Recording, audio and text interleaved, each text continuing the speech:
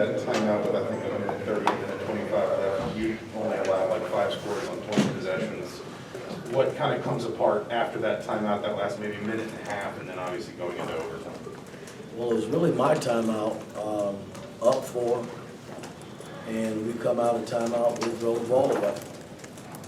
And that's kind of what triggered it. I thought it gave them hope again. You know, I mean, if we come out of that possession at least shooting 2 free throws, or at least attempting a shot, it eats into the clock. I mean, we didn't even eat into the clock. We threw it away trying to feed it inside, and then they came down and we fouled. And then the last possession before it went into overtime, I mean, I thought with 15 on the clock, we played as well as we could play it, and then, you know, we lost our man, you know, at Liddell at the rim, man, and he was able to dunk it and send it to overtime, man. That's probably the biggest possession of the game. Just specifically talk about the last two offensive possessions for you guys. You decided not to call a timeout on either one of those, but what did you kind of want to see there? Did you like the idea of just letting them play it out? No, I mean, that had no bearing on it. I mean, you're reaching right there. You know, we were up. They were up, I think, 5 or 6 at the time.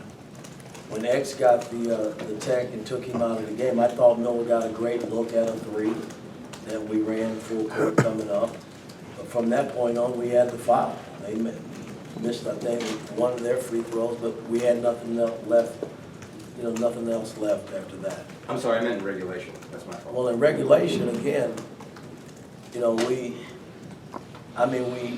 we up 4, Right. we throw the ball away out of timeout. That's the biggest possession of the night, I think, because we got nothing out of it. We came down and we fouled.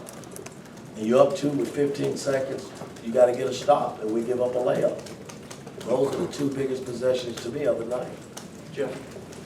Coach, you mentioned trying to teach these guys to win games like this, at Wisconsin, at Syracuse. What is it that is the difference between winning these games and losing these games? I mean, we got to get them over the hump, man. I mean, I wish I had the magic pill to get them over the hump right now, because again, we're right there. I can't fault effort. You know, they played hard tonight. You know, got back in it and put ourselves in a great position. But again, you know, in winning close games, you got to do everything right. And you can't come out of a timeout up 4 and throw it away. And then you got to be solid. I mean, if they're going to make a shot to tie the ball game, they surely can't be a layup. And that's what happened.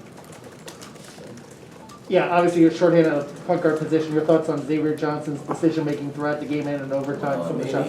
I thought he played, you know, he played well. I mean, I can't fault Xavier. I mean, you know, he was fighting, you know, pretty much the whole game. I mean, he made some good plays, some bad plays. It's a part of it. But, you know, I'm not sitting here complaining about being shorthanded. I thought we competed well enough to win the game.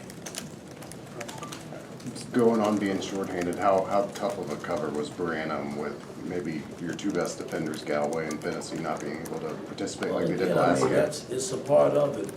You know, I mean, you know, I thought Miller at one time was playing him well, but hey, he got away. I mean, and he made plays, and you know, we had no answer for him. I mean, I thought early on we played him pretty good, but as the game wore on, I don't know if the fatigue set in or what, but he was the guy that they went to, and we couldn't get the stops that we needed to